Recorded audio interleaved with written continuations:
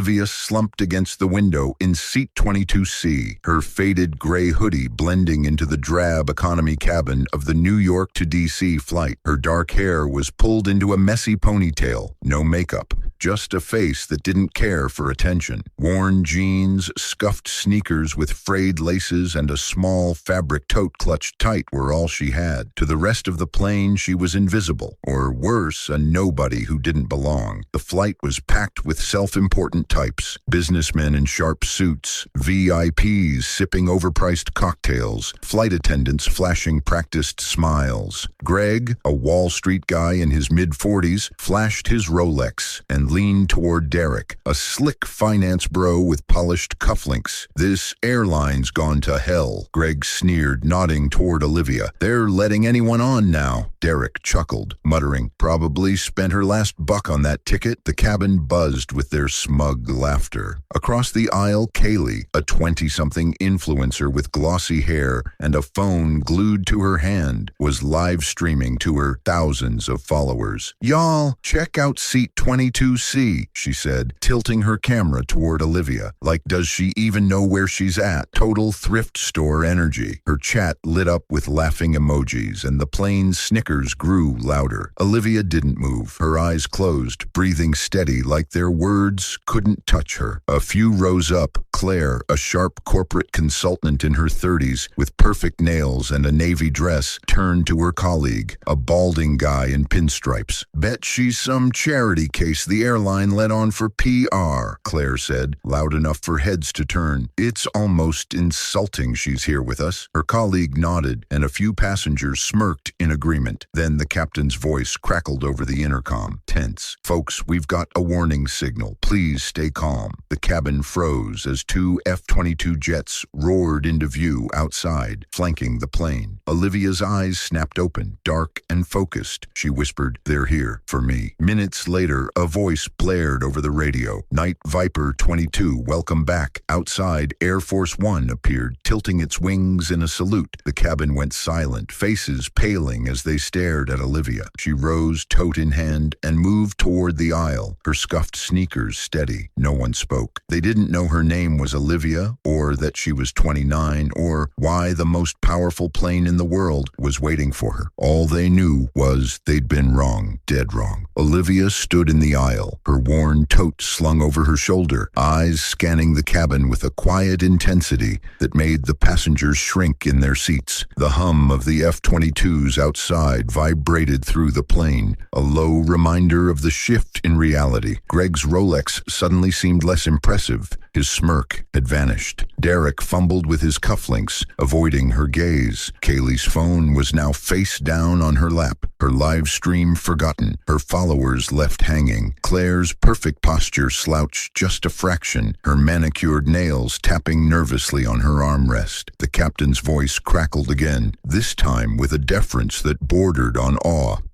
Folks, we've been instructed to prepare for an unscheduled landing. Please remain seated and follow all crew instructions." The flight attendants, no longer gliding with tight smiles, moved quickly, their eyes darting toward Olivia like she was a puzzle they couldn't solve. Olivia didn't wait for permission. She stepped toward the front of the plane, her sneakers silent on the carpeted aisle. A flight attendant, a young guy named Mike with a name tag slightly askew, hesitated before stepping aside, his training overridden by the weight of the moment. The cabin watched, breathless, as she passed. No one dared whisper now. The influencer, the consultant, the finance bro, they all sat frozen, their earlier judgments hanging heavy in the air. Outside, the F-22s banked slightly, keeping pace, their sleek forms cutting through the sky. Air Force One loomed closer, its unmistakable blue and white livery gleaming under the midday sun. The radio crackled again, a crisp military voice cutting through. "Night Viper 22 confirmed transfer protocol. Escort is in position." Olivia didn't react, but her grip on the tote tightened, her knuckles whitening for a split second. At the front of the cabin, the head flight attendant, a woman in her 50s named Linda with a no-nonsense stare, opened the galley door and gestured for Olivia to step inside. "Ma'am," Linda said, her voice low but steady, "they're waiting for you." Olivia nodded just once and slipped into the small space. The door closed behind her, leaving the passengers in stunned silence. Whispers finally broke out, hesitant at first. "Who the hell is she?" Derek muttered, his voice barely audible. Greg, still clutching his armrest, shook his head. "No way, she's just some nobody." Kaylee, her confidence shattered, scrolled through her phone, trying to dig up anything online. Kaylee, her influencer bravado gone, stared out the window, her followers forgotten. Claire sat back, her mind racing. She wasn't a charity case, she said softly, almost to herself. She was